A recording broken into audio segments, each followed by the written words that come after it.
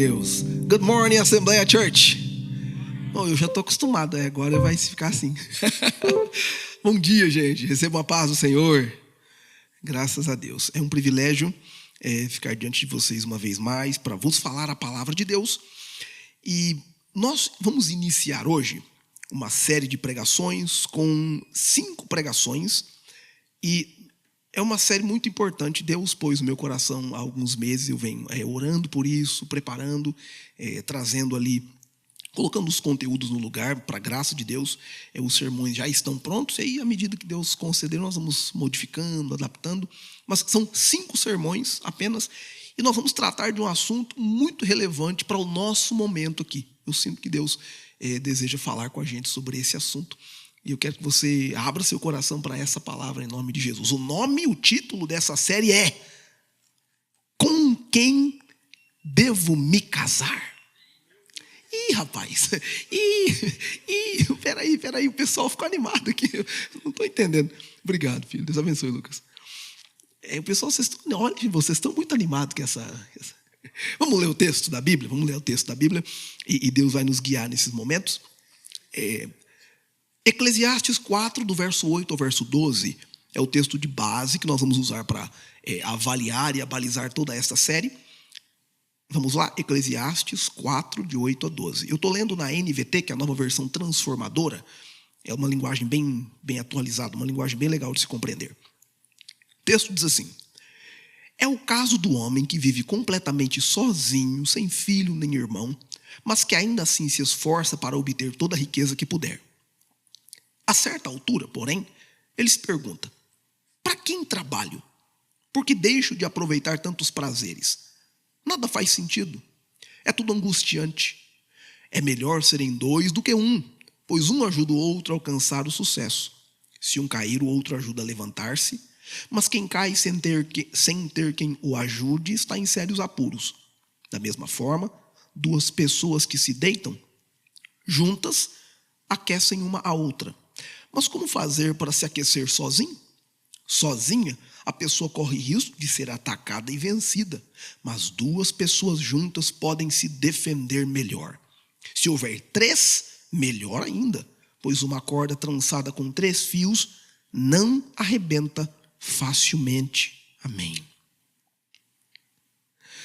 Nós vamos responder nestas 5 pregações. Nós começamos hoje com a primeira, essa pergunta: com quem devo me casar? E a resposta para essa pergunta nesse primeiro sermão é, o título desse sermão de hoje: case-se com alguém independente. Vou dizer de novo: case-se com alguém independente. Nesse primeiro sermão nós vamos lidar com essa questão da independência em um indivíduo e o que torna essa pessoa habilitada, pronta para se tornar um parceiro para a vida. Essa série trata do casamento e quais devem ser as qualificações de alguém para que possa se candidatar a esse evento tão magnífico da vida. E a escolha de um bom parceiro pode determinar o grande impacto no seu bem-estar ou no seu mal-estar. Eu acho que ninguém quer saber do mal-estar. Por isso, toda essa palavra precisa ficar dentro do nosso coração. Para fazer isso, a gente não precisa pesquisar a química do passado, atributos físicos exclusivos. Nem todo mundo seria um bom cônjuge baseado no aspecto primitivo ou instintivo do homem e da mulher. Eu estou falando de feromônios, cheiro, o instinto primitivo. Olha lá, o homem é visual e a mulher é auditiva. Então o que ele fala e o que ele fala afeta ela, o que ela mostra afeta o homem. Não é baseado nesses instintos. Para fazer isso, nós precisamos observar além do que nos é primitivo. E é por isso que nós somos filhos de Deus. Porque a nossa natureza humana, minha e sua natureza humana, precisam estar subjugadas a Cristo. É só assim que a gente vai dar conta de responder a pergunta. Bom, antes de começar, quero tirar 3 perguntas do caminho. A primeira pergunta é: pastor, por que as mensagens apenas falaram de casamento? Por que o senhor está dizendo aí com quem devo me casar e não com quem devo namorar, com quem eu devo conhecer? Por quê? Por que o senhor está falando de casamento exclusivo? A resposta é porque no contexto bíblico, o casamento é uma instituição sagrada. O namoro não. Ok? Deus não criou Adão, chamou ele e falou: olha essa mulher que eu apresentei para você namorar, namora com essa, vê se vai dar certo. Não. Não. O contexto bíblico é de casamento. Ok? É disso que a gente vai tratar. Conhecer alguém é muito importante, mas data vênia. Com todas as vênias. A segunda pergunta é: então quer dizer que eu não posso namorar? Peraí que o pastor responde. Namoro sem propósito é só vontade de beijar. E vontade de beijar passa. Chupa uma laranja ou 2, passa. Confia. Tranquilo, não tem problema. Passa, é normal, natural. Namorar sem propósito é um perigo muito grande. Aqui nós vamos instituir aqui que as pessoas que estão solteiras, você não está solto. Que quem está solto é vida louca. E você não está solto em nome, você está solteiro pelo momento que se deve. Você está na sigla SPC. Diga SPC. O pastor falou, qualquer coisa que te aconteceu, não, o pastor falou que eu estou no SPC. SPC, diga de novo, SPC. Eu estou no SPC. Somente propósito e compromisso. SPC, somente propósito e compromisso. Gente. Passou disso. Bye. So long. Tchau. Pode ir, vai com Deus. Aí, eu vou sugerir uma coisa pra gente. Se você quiser anotar essa frase, pode anotar. O beijo é um presente muito caro para você entregar para qualquer pessoa. É muito sério isso. Pô, pastor, nem umas bitoquinhas por aí, nem beijar um pessoal. Não, porque não dá. Não se negocia algo tão precioso quanto o beijo. Numa das mensagens, acho que a 4ª mensagem a gente vai falar desse assunto, mas tecnicamente a questão do beijo, há um símbolo muito profundo biblicamente falando nele. E a gente tem que tomar cuidado com isso. Terceira pergunta. Eu encerro com as perguntas aqui. Pastor, quais são as suas qualificações para pregar sobre esse assunto? Bom, dia 28 desse mês agora, eu vou fazer 1 ano de casado. Olha que maravilha. Deus, glória a Deus. Olha que legal. Eu não quero, de alguma maneira, levar a vocês a minha experiência pessoal como o fato ou como o ato da pregação e da mensagem, porque ninguém prega sobre si mesmo. Ninguém pode ter a pretensão de pregar sobre si mesmo, e eu não tenho essa pretensão. Minhas experiências são para mim. As experiências que a minha esposa tem são para ela. As nossas experiências são para nós. O que eu tenho para vocês é Bíblia. É palavra de Deus. E baseado na palavra de Deus, olhando para a palavra, ela é o espelho que nos confronta, ela é o espelho que nos ajusta. É olhando para ela que eu ajeito aqui, ó. E tá aqui, ó, na palavra. É baseado nisso que nós faremos essas exposições. E para começar, Jesus nem era casado e deu vários conselhos de casamento. Então receba aí, em nome de Jesus. Então, eu tô com o poder da palavra hoje. O negócio vai esquentar aqui daqui a pouco. Aleluia. Vamos lá. Eu disse que a sugestão da primeira pessoa com quem a gente pode se casar é case-se com alguém independente. Ok? Nós vamos lidar um pouco com a dependência primeiro, para chegar na pessoa independente. O que é um estado de dependência? Quem é uma pessoa dependente? A dependência pode se dividir para os seres humanos em várias facetas, mas tem 3 que encabeçam essa lista. Primeiro, é a dependência emocional. Segundo, é a dependência de substâncias lícitas ou ilícitas. Terceiro, a gente sugere de dependência financeira. Vamos lá, dependência emocional. Essa dependência emocional está ligada com a família exclusivamente. Então, geralmente corresponde a estruturas familiares onde os pais sofrem fortes estados de ansiedade, transmitem para os seus filhos e estes são educados com medo excessivo do mundo. Eles são protegidos ao ponto de que o pai não exerce ali a função de chutar o menino do ninho, minha filha, olha, tá, o ninho já, esse ninho é meu, pode, segue a vida, o ninho já está na hora de voar. Os animais fazem isso com muito instinto. Mas à medida que os seres humanos sofrem as mudanças do ambiente, quanto mais confortável a gente estiver, melhor a gente vai viver. Então, os pais e mães que estão confortáveis com seus filhos no ninho, entre aspas, os manterão ali. Só que existe a grande chance de você estragar uma moça, estragar um moço, deixar ele com a vida toda atrapalhada, e ele não será uma pessoa independente devido a esse surgimento da dependência familiar. Os seres humanos precisam ser expostos aos perigos da vida.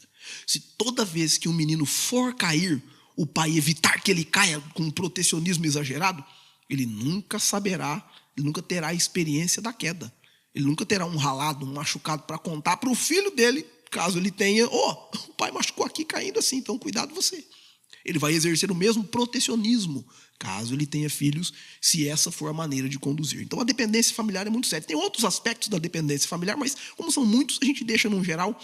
E a propósito, semanalmente, nós vamos ter o nosso devocional, como foi sugerido lá no nosso grupo. Então vai chegar para vocês um material bem legal todas as segundas-feiras para a gente estudar na semana. Isso aqui vai estar mais detalhado lá. Dependência emocional em termos de casamento é um outro aspecto da dependência, porque relacionar-se com alguém, casar-se com alguém, precisa ser um ato de dependência e independência moderados. Ou seja, alguém não pode depender 100% de uma pessoa. Isso torna o relacionamento em si muito abusivo, muito absurdo. As pessoas, porque aí existe controle, aí existe o ciúme emerge muito forte nessas questões, e isso é muito sério, faz parte da crença errônea que pressupõe que o casal, ele juntos unicamente eles dão sentido à vida um do outro, mas separados eles não existem, e isso não é bíblico, porque Deus nos fez indivíduos que, num contexto do casamento, colaboram mutuamente e, assim, propositalmente para a felicidade um do outro. Eu não posso ser feliz apenas com você. Eu sou feliz por te fazer feliz. Esta é a filosofia bíblica para esse entendimento. A gente tem até a dependência emocional no ambiente social. E isso, olha, gente, é um aspecto mais característico da necessidade de ser reconhecido e aprovado pelo ambiente social onde você vive. Você chega num lugar, se ninguém te cumprimenta, se ninguém te elogia, ninguém te... que calça bonita, que legal, suor, que... Ai, ninguém gosta de mim. É uma dependência emocional que algumas pessoas desenvolvem de aprovação, ter ali um contexto que você...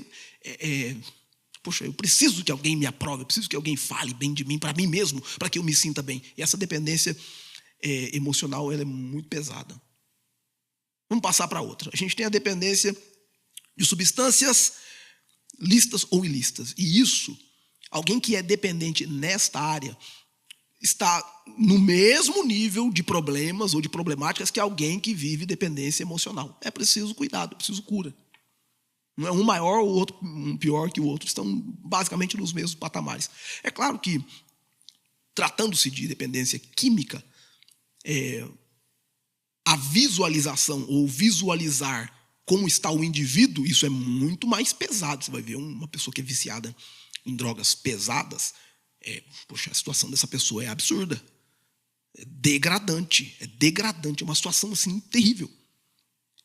E a nossa preocupação, nesse caso, começa com drogas leves. Porque medicamentos são drogas sob prescrição e sob controle. Por isso está escrito lá, drogaria. Está vendendo droga lá. Mas é uma droga controlada, é uma substância química que altera o seu corpo na medida certa para que ele se cure, para que ele sare, para que ele iniba alguma doença de aparecer. E isso é muito comum. Porém, droga fora do uso normal é abuso. E aí a gente vai ter gente viciada em medicamentos. A gente tem os os ansiolíticos, que são os tranquilizantes, né? Que muita gente... se eu não tomar esse negocinho aqui, eu não consigo dormir. Meu Deus do céu. E a pessoa torna isso um vício tão grande que ela precisa ampliar as doses com o tempo, porque, às vezes, aquela dose já não causa mais o efeito que a pessoa gostaria que causasse. A gente tem também os anticolinérgicos. É de origem natural, de origem sintética, mas eles são controladores que influenciam no comportamento corporal. Então, eles são para que você fique acordado, mas fique assim... slow motion. Você fica meio... e tal. Todos esses medicamentos são prescritos, um médico pode prescrever, alguém pode tê-los, pode usá-los, mas o vício nesses medicamentos é um perigo muito grande. Dependência química pode passar... Aí a gente tem repositores hormonais, pessoas que estão fazendo transição corporal, meninos que estão transicionando para se tornarem meninas, meninas que estão se transicionando para se tornarem meninos, porque isso é uma moda muito comum no mundo atual. Não só no Brasil, mas em várias partes do mundo existe esse incentivo para que essa cultura da transição de alguém, eu não me sinto nesse corpo, eu preciso transicionar. Os vícios nessas drogas de reposições hormonais são absurdos. Isso castiga o corpo de um jeito, meu Deus, é absurdo. Os repositores hormonais passam por esse tipo da transição, né? Mas eles vão a pessoas que estão fazendo academia e querem ganhar massa muscular na base do comprimido e não na base da compressão. Essa foi boa, essa foi. O comprimido é um veneno, ou a injeção, que seja localizada e tal, que vai acelerar o músculo para que ele estufe, para que ele enche, e aí você constrói fibrose de novo, malhando. Gente, isso é um perigo enorme. E as academias do Brasil e do mundo estão cheias de gente. Você quer tomar um negocinho? Quer tomar um negocinho aqui? Um negocinho bom? Olha isso aqui, ó, na hora. Aqui, ó, 2 semanas, você tá estourando a camisa. Faz assim, rasga aqui. Toma 2 semanas. Gente, isso é um perigo enorme. Porque eles causam vício, são aditivos. É um perigo enorme. É um perigo enorme. A gente tem os vícios das substâncias lícitas, porque, infelizmente, no mundo existem substâncias químicas que são lícitas. Por exemplo, o cigarro e a bebida são lícitos, pelo menos no Brasil. Narguile é um vício terrível, a pessoa inalar aquilo. Meu Deus, está inalando uma fumaça do carvão com sabor de coco. Meu Deus! Por que você está fazendo isso? Meu Deus! Bom, cada um faz aquilo que quer fazer, mas não é recomendado. Misericórdia. E aí a gente tem as substâncias ilícitas, que são drogas em geral. Não dá para citar geral o nome dessas drogas aqui por um todo, mas são os ópios, as drogas muito pesadas, são a maconha, a cocaína, a heroína, todos são derivados da folha da coca, mas são quimicamente modificados, o LSD, que são drogas que alteram o sentido de maneira dramática. Pessoas que usam esse tipo de droga tendem a tornar-se viciados muito rapidamente. O crack, por exemplo, uma dose do crack pode te viciar para sempre. É extremamente difícil ser liberto dessa droga. Há que haver muito trabalho, muito cuidado, é muito puxado se livrar disso, porque influencia o corpo de uma maneira absurda. Uma outra droga que surgiu nos últimos 40 ou 50 anos com muita pressão é a pornografia. E ela se tornou uma indústria nos últimos 5 anos. Ela sempre foi. O sexo foi uma indústria para muita gente desde o começo das civilizações. Mas ela se tornou uma indústria multimilionária nos últimos 50 anos e ela coleta moços e moças para esse mundo da pornografia. É um vício absurdo. Uma ressonância magnética no cérebro de alguém que é viciado em algum tipo de droga e alguém que é viciado em pornografia tem muitas similaridades na hora do estímulo. Porque é a sensação de gratificação, onde existe uma explosão de noradrenalina, um hormônio da felicidade, por um breve momento, um breve ciclo, um breve segundo. E depois ele deixa um vácuo naquele lugar. E o vácuo pede mais. Esse é o problema. Por isso que alguém viciado em pornografia tem muitas tendências a cometer, a reincidir na pornografia por conta dessa recompensa. Tem a gratificação rápida. Puxa, eu preciso de mais. E aí, esse vício, essa dependência Cresce mais. Na pandemia, sites pornográficos, de acordo com pesquisas assim, atualizadas, cresceram 700% em termos de visitas, anúncios e assinaturas. As pessoas passaram a produzir nos últimos 4 anos, com o advento aí da transmissão online a partir do seu próprio celular, de uma câmera, de um programa de computador.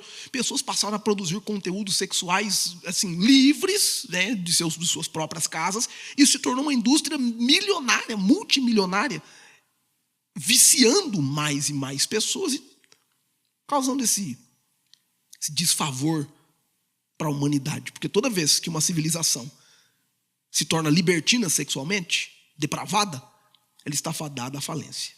Foi assim no Egito. O Egito se tornou libertino sexualmente e a civilização mais poderosa da sua época caiu. Foi assim na Babilônia. Ali a Babilônia se tornou libertina sexualmente e caiu. Foi assim na Grécia.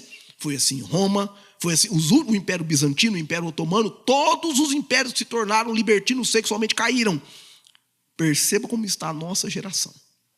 Nós estamos à beira da queda, porque a dependência e a falta de cuidado nessas áreas estão aí. A última dependência que eu sugiro é a dependência financeira. É a estaca zero de uma criança que permanece no adulto. Criança é dependente financeira. Criança é literalmente dependente financeira. O pai, dá 5 aí para mim fazer assim. Poxa, glória a Deus que o pai, se puder, ajudará o seu filho da maneira devida. Mas o adulto, o menino que passou dos 18, a moça que passou dos 18, ô mãe, dá 5 aí. Poxa, não, é a mentalidade de uma criança que já deveria ter maturado, se tornado independente financeiramente em um adulto. E isso é um perigo muito grande. Porque a dependência financeira causa, meu Deus, é astronômico o desastre que isso pode causar em uma família, quando as pessoas, todo mundo começa no zero. Quando a gente nasce, nós somos financeiramente dependentes. Mas na vida nós precisamos evoluir. Agora, se você conhece alguém, um adulto, dívidas desnecessárias, compras inúteis, irresponsabilidade fiscal, vício em compras online, e a gente daria uma lista aqui, mas não precisa, né, criticar os nossos sites favoritos. Né? Glória. Eu estou falando para vocês que eu estou com a revelação aqui hoje. Falta de compromisso e organização financeira. Quando isso se manifesta num adulto, isso é um sinal de dependência financeira absurda. E é um perigo isso. É um perigo muito grande. Porque a dependência, num geral, todas essas áreas aqui, tem mais áreas, mas vamos trabalhar com essas. Drogas, álcool, comportamento aditivo, jogo, tudo que vem, o sexo, a dependência emocional, a codependência, a dependência do trabalho, gente que é viciada no trabalho de um jeito absurdo, que não pode deixar ou folgar ou descansar. Isso é muito perigoso. Videogame é uma dependência absurda que tomou a nossa geração de um jeito, meu Deus, gente. É uma dependência. Tem garotão, pai de família, que deixa a esposa ou deixa a família de lado para jogar online com a galera e ficar no foninho aqui gritando com o menino lá da Indonésia. Ou no jogo online. E a dependência é um perigo muito grande. É por isso que eu venho aqui no poder do Espírito Santo para falar para a gente que nós precisamos olhar para alguém e buscar nessa pessoa um nível de independência satisfatório para que ele seja um potencial ou ela seja uma potencial candidata para fazer parte da nossa vida nos dias que se seguem. E eu vou sugerir aqui que, focando na independência, olhar para alguém e encontrar independência nessa pessoa, não quer dizer que a pessoa não liga para ninguém. Eu sou independente, eu não ligo para nada. Sou independente, eu não ligo para... Não. Quer dizer que a pessoa está bem. E que as suas dependências são limitadas e opcionais. Eu escolho depender de você nessa questão onde a gente combinou. Eu escolho me entregar a você nessa questão onde está tudo, onde a gente acertou. Mas dependência a um nível exagerado, um nível descontrolado, isso não faz nenhum sentido com alguém que está saudável e apto para engajar no casamento. Eu quero louvar a Deus por alguns minutos aqui, porque uma das características mais interessantes que eu encontrei na minha esposa Foi este nível de independência. Um nível de independência sólida, um nível de independência sensata. E quando eu vi isso, eu parei para analisar muito friamente. Falei, peraí. Olha o caminho dessa mulher. Olha onde ela está indo. Olha Jeremias, pera, confere isso aqui. E a independência de alguém deve ser admirada, porque quando Deus te apresenta uma pessoa que está vivendo bem, que está com a sua vida, que não depende, não precisa, mas decide. Isso é muito sério, isso é muito importante. E esta independência que, pela graça de Deus, eu visualizei na minha esposa, e eu acredito que ela olhou para mim, e isso foi, para a glória de Deus, um dos pontos cruciais do nosso engajamento, do nosso encontro. E eu quero louvar a Deus pelas áreas da minha vida que foram afetadas por ela, que foram tocadas por ela neste nível, por conta desta independência, dessa segurança que ela me demonstrou. E eu louvo a Deus porque as características de alguém que é independente é alguém que é capaz de planejar o futuro, é alguém que é capaz de dizer não, é alguém que é capaz de se valorizar, é alguém que é capaz de ser ciente do que faz ele feliz. Eu sei o que me faz feliz, então isso me torna uma pessoa independente. É alguém que é capaz de ficar sozinho, ficar por si só. É um ato de rebeldia muito grande da nossa geração é ir ao cinema sozinho. Alguém aqui já foi ao cinema sozinho? Eu não vou não, porque pega mal. Não, gente, pode ir, não tem problema não, fique à vontade. Fique sozinho, você não vai estar sozinho, você vai estar com você mesmo. Às vezes você tem umas conversas boas com você. Uma vez que você conversa bem com você, você é capaz de conversar com outra pessoa. Um outro sinal de independência é estar financeiramente estável. Não precisa ser rico, bilionário, trilionário, não é isso. Mas é estar financeiramente saudável, estável, por conta deste nível de independência. Também é alguém que tem objetivo orientado. É alguém que escreveu metas. Alguém que colocou objetivos na própria vida. É alguém que está apresentando a Deus suas necessidades, seus desejos, suas vontades. E isso torna ele uma pessoa independente de qualquer outra, mas plenamente solícito ao Deus que está guiando os seus passos. Romanos 12, verso 3, Paulo diz assim para a gente: pois pela graça que me foi dada, digo a vocês que ninguém tem a si mesmo um conceito mais elevado do que deve ter. Mas pelo contrário, tenha um conceito equilibrado de acordo com a medida da fé que Deus lhe concedeu. Não é se achar. Fulano se acha. Fulano tem um conceito sobre si mesmo à medida da fé que Deus lhe concedeu. Isso faz dele uma pessoa independente e ele tem esses objetivos, ele tem essas metas e Deus está ajudando ele nesse sentido. Ser uma pessoa independente não é ser uma pessoa chata. Não. Ser uma pessoa chata é ser uma pessoa chata, unicamente só isso. É uma pessoa, né? Não é muito diferente. Ser independente passa pelo grau de maturidade que alguém alcança à medida que a vida acontece. E Deus permite que a vida aconteça.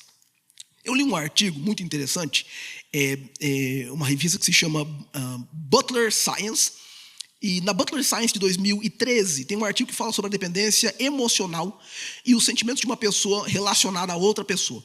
Isso costuma ser visto como uma característica fundamental dos relacionamentos íntimos. Tal interdependência transparece em fenômenos como a sincronia, ou a covariação, a simultaneidade de emoções, quando as pessoas são muito juntas, muito conectadas. E assim por diante. Além disso, o fenômeno é frequentemente considerado um elemento de definição de relacionamento saudável. Mas é esse o caso. A interdependência emocional é uma característica de casais saudáveis? Embora pesquisas anteriores certamente tenham fornecido evidências da existência de interdependência emocional em casais românticos, o grau que os correlatos da interdependência emocional acontecem permanecem pouco comprometidos e documentados. E aí, este documento trata do seguinte: é um estudo com 51 casais mostrando os níveis de independência, de interdependência e dependência que eles têm. Ficaram provados duas coisas. Primeiro, casais que são independentes em suas emoções, que se sentem bem consigo mesmos e juntos formam parceria, têm muito mais chance de permanecerem juntos por longo tempo.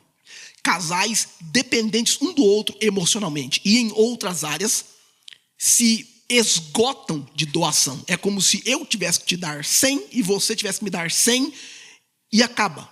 Porque eu preciso te dar 50, você me dar 50, porque eu fico com meus 50 e você com os seus 50. Então, juntos a gente faz um 100, porque cada um deu 50. É basicamente esse o entendimento que esse estudo dá pra gente. Agora vamos olhar o texto que Salomão citou pra gente. E esse texto é um texto cativante. Eclesiastes 4:8. Salomão está falando de um rapaz. Eclesiastes 4, verso 8. Salomão está falando é o caso de um homem. A gente pode colocar aqui, é o caso de um ser humano, um homem e uma mulher. Nós estamos falando de homens e mulheres nesse caso com alguém independente, é isso. É o caso de uma pessoa que vive completamente sozinho. Pode ser que a gente encontre alguém que vive sozinho, que se vira, que se cuide. Isso pode ter graus de independência. Mas olha o que ele diz acerca do rapaz. Sem filho, sem irmão, mas que ainda assim se esforça para obter toda a riqueza que puder. Ele não tem ninguém por si, ninguém para si, mas trabalha muito, se esforça muito, corre atrás das coisas para si mesmo. E o resumo disso é que, a certa altura da vida, ele diz: para quem eu trabalho? Eu sou independente ou eu sou solitário? Para quem eu trabalho? Eu sou independente ou eu estou preso a esse ciclo absurdo de focar só em mim? E aí ele diz mais: porque eu deixo de aproveitar os prazeres da vida? Nada faz sentido, tudo é vaidade. Ô gente, Salomão está descrevendo para a gente aqui alguém que parece ser independente, mas não é. Salomão está descrevendo alguém que parece estar em independência, vivendo uma vida tranquila, trabalhando, alguém só. Não, eu estou por aí, eu estou em alto mar, meu cruzeiro está navegando para lá, para cá, eu não tenho porto, não vou me ancorar, ninguém me segura. Parece que ele é independente, mas ele só está solitário. E a gente precisa olhar para isso aqui e fazer a pergunta: pastor, como é que eu faço para encontrar essa pessoa? Como é que eu faço para encontrar essa moça independente? Como é que eu faço para encontrar esse moço com quem eu devo me casar? Como é que eu faço para encontrar esse ser humano? Bom, Jesus é o nosso modelo de pessoa independente. Oh, aleluia! Jesus é nosso modelo de pessoa. Olhando para Jesus, a gente entende o que é ser independente. Então, nas diversas áreas, Jesus não impunha suas opiniões sobre os discípulos, mas ele os encorajava a expressarem suas opiniões a seu respeito. Jesus não incentivou nenhum tipo de alucinógeno ou aditivo para maximizar a espiritualidade, como fazem alguns líderes da história moderna. Jesus era independente financeiramente. Ele não era pedinte, ele não era mendigante, ele não era alguém que estava ali na dependência da sociedade. Alguém pode fazer um favor? Não. Jesus trabalhava para o sustento de sua família e das pessoas que estavam à volta dele. O pão honesto e diário Jesus ganhava. Jesus é nosso modelo de pessoa independente. E é aqui que eu quero pregar com muita força sobre a sua vida, que primeiro Jesus tinha suas emoções sob controle. Jesus não era dependente emocionalmente de ninguém ou de nada. Jesus tinha suas emoções sob controle. Quer ver só? João 11, verso 35 diz: Jesus chorou. Oh, aleluia! E alguém acha, Jesus era um chorão. Não, gente. Jesus chorou pelo tempo certo, pela pessoa certa e na ocasião certa. Não era um choro exagerado, um choro descontrolado, um choro perdido. Suas emoções estavam sob controle. Oh, aleluia! Essa é a prova que Jesus é o nosso modelo de alguém que tem suas emoções sob controle. Jesus não foi influenciado pelas críticas e ele não dependia da aprovação das pessoas que estavam à sua volta. Um bando de fariseu xingando, maldizendo, ofendendo, tratando mal, e ele se mantinha pleno e belo, fazendo o trabalho do Pai. Jesus não dependia de seguidores. O dia que ele pregou uma mensagem dura e um monte de gente começou a sair, ele falou: ué, vocês estão aqui porque vocês não querem ir embora também não? Não, o reino, eu vim trazer o reino de Deus. No reino entra quem quer. Quem deseja entrar no reino pode entrar, mas não vou implorar: venha para o meu reino. Não, o reino de Deus é livre. Jesus tinha suas emoções sob controle. Segundo, Jesus rejeitou as drogas que podiam diminuir o seu sofrimento. Quer ver um exemplo interessante? 4 textos da Bíblia contam a mesma história para a gente sintetizar. Primeiro texto, Mateus 27, 34 a 48. Deram-lhe para beber uma mistura de vinho com absinto, com fel, mas ele, depois de prová-la, negou-se a beber. Marcos 15, 36. Então, um deles correu esopo numa esponja em vinagre, colocou-a na ponta de uma lança e estendeu até Jesus para que sorvesse, e explicou: deixai, vejamos se Elias vem salvá-lo, vem tirá-lo daí. Lucas 23, 36. Da mesma forma, os soldados se aproximaram também dele e zombavam, oferecendo a ele vinagre. João 19, 28 a 30. Mais tarde, sabendo Jesus que tudo já estava concluído, para que a escritura se cumprisse, disse: tenho sede. Próximo havia um cântaro cheio de vinagre. Então embebedaram uma esponja com vinagre, colocaram na ponta de uma vara de isopo e a ergueram até a boca de Jesus. Então, assim que ele experimentou o vinagre, exclamou Jesus: está consumado. Inclinando a cabeça, entregou o seu espírito e ele foi transpassado. A síntese desses textos aqui é uma história só. Jesus está crucificado, sentindo dores absurdas.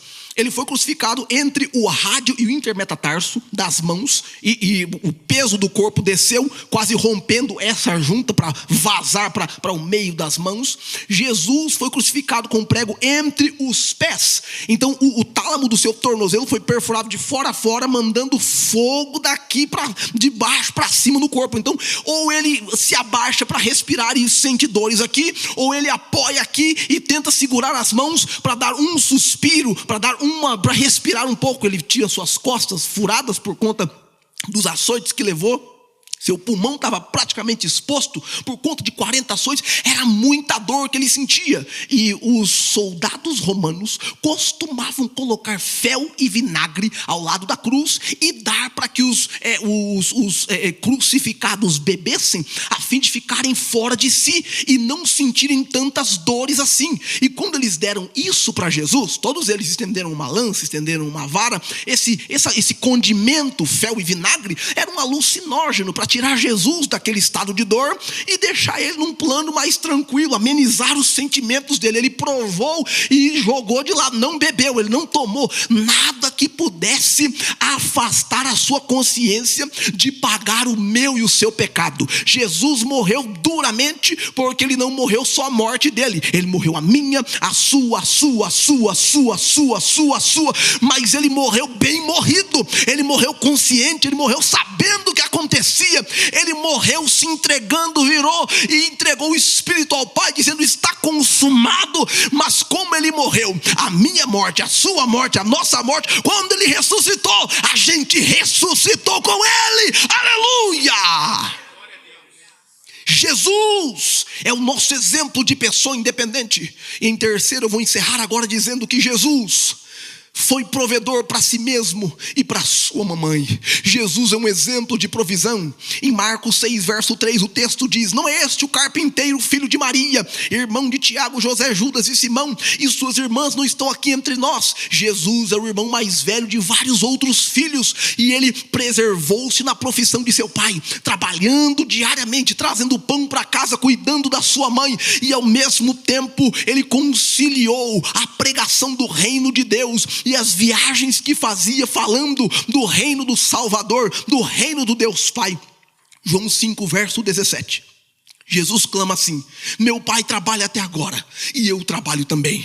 Do jeito que o Deus Pai trabalha para toda a eternidade, Jesus disse em carne: eu trabalho também, eu me esforço, eu vou, eu levanto cedo, eu durmo tarde, eu levanto tarde, eu durmo cedo, eu faço o que precisa fazer, eu troco o horário, eu vou aqui, eu vou ali, eu tento ganhar o pão, eu me esforço para que isso aconteça. Jesus é um símbolo de pessoa independente. E agora, o que a gente olha e vê em Jesus é alguém que aos 30 anos de idade ainda tem 12 amigos e está bem na sua carreira e na sua vida espiritual. Jesus é o nosso exemplo de pessoa independente. A pergunta fica: pastor, como que eu faço para achar essa pessoa? Você não pode comparar uma pessoa com outra pessoa. E é aqui que eu quero pregar para você.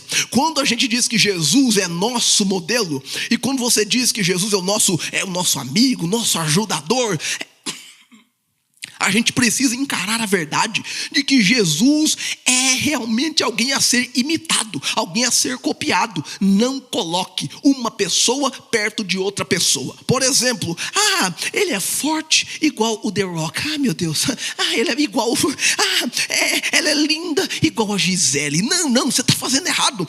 Ele é rico igual o Elon Musk, oh meu Deus. Ela é rica igual a François Bittencourt, a dona da L'Oréal. A L'Oréal tá, olha, ela é 4 anos seguida a mulher mais rica.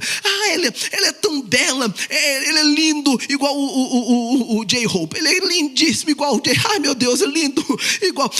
Ela é fantástica, ela fala igual a fulana, ele é espontâneo igual o cicrano, ele é isso, ou ele é aquilo igual fulano Beltrano. Não, gente. Você precisa pegar essa pessoa e colocá-la do lado de Jesus. Oh, aleluia. Olha, fulano parece com Jesus, então pode entrar na lista. Ciclana parece com Jesus, então pode chegar perto de mim. Se não parece com Jesus, Jesus é nosso modelo de pessoa independente. Se não parece com Jesus, pode dizer tchau, porque o Senhor Deus tem preparado para a gente alguém que se parece com Jesus, para que possa nos tratar como Jesus trata a sua igreja. Você pode dizer aleluia por essa palavra. Alguém que te trate como Jesus trata a igreja. Oh Jesus, oh Jesus, oh Jesus. Você pode receber essa palavra aqui essa manhã. Seguro estou nos braços daquele que nunca me deixou.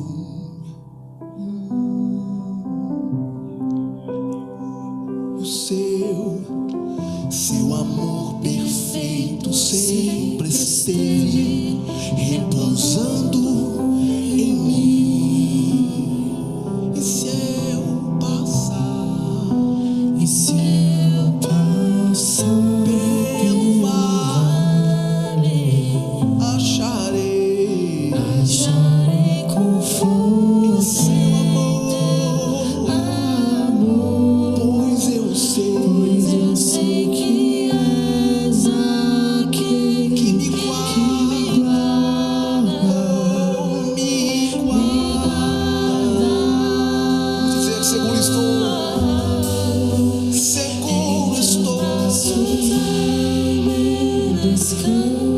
Em teus braços é o meu. Em teus braços é meu descanso. Em teus braços é meu descanso. Em teus braços é. Você pode ficar de pé para cantar. Seguro estou.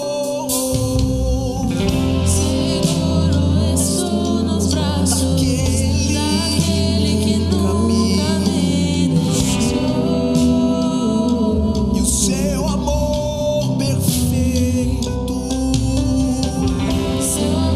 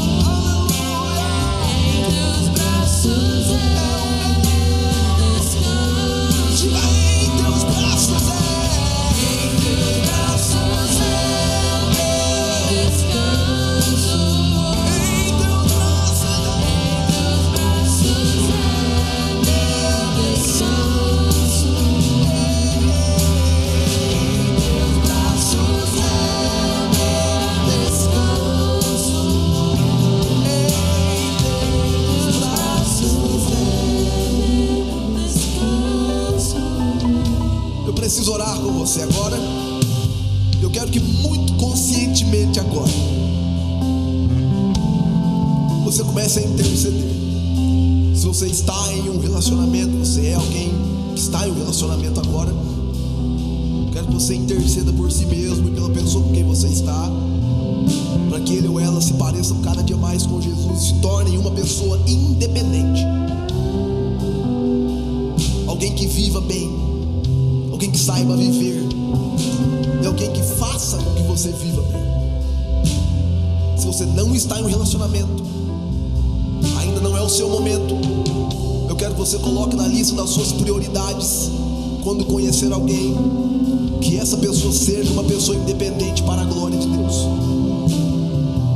Se você está interessado em alguém, conhecendo alguém, você vai colocar essa pessoa, a foto dele ou a foto dela, do lado da foto de Jesus, e vai fazer as devidas comparações. E se não parecer com Jesus, let it go. Let it go. Tem que parecer com ele. Vamos orar? Senhor Jesus, nós estamos nos teus braços e nós oramos intercedendo, ó Pai, porque nestes sermões acerca de relacionamento, de casamento que nós pregaremos, ó Deus, eu quero bendizer o teu nome, porque a tua palavra nos instrui, nos orienta, nos abençoa, nos ajuda. E nós desejamos, ó Deus, que as pessoas próximas a nós sejam os nossos possíveis parceiros conjugais, nossos cônjuges, alguém por quem nós teremos amor, tanto fraternal, quanto familiar, quanto pessoal, quanto amizade, todo o amor em sua suma. Sejam alguém, sejam pessoas em que o Senhor tem trabalhado para que eles se pareçam contigo.